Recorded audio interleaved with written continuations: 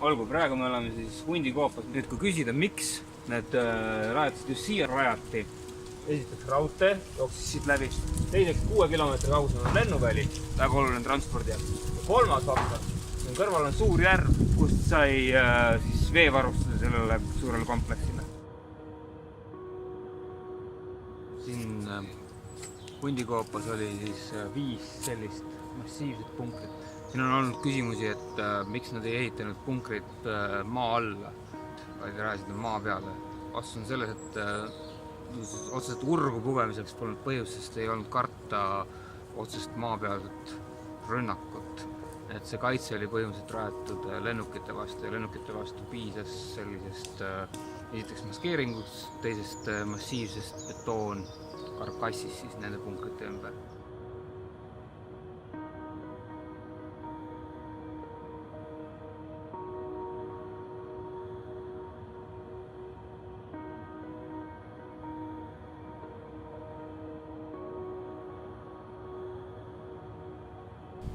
See on selle hundipesa süda, kurikuulus punker number 13, kus paiknesid Adolf Hitleri eluruumid.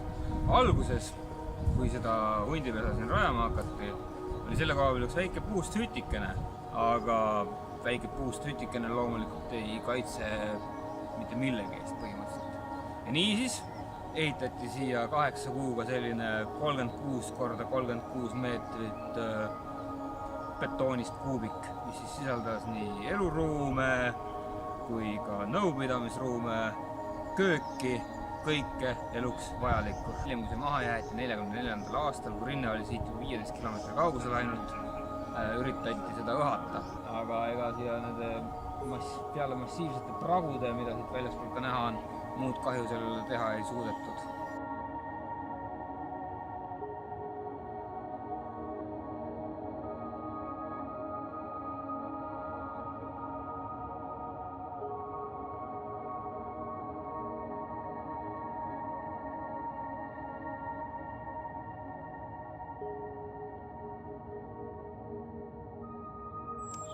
Hitler, kes muide palus ka ennast hundiks kutsuda, sellest ka nimi hundikoobas, viibis ise siin koopas viimati 44. aasta novembrikuus.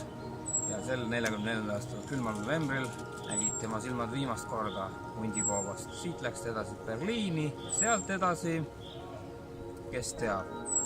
Aga see on juba üks teine lugu.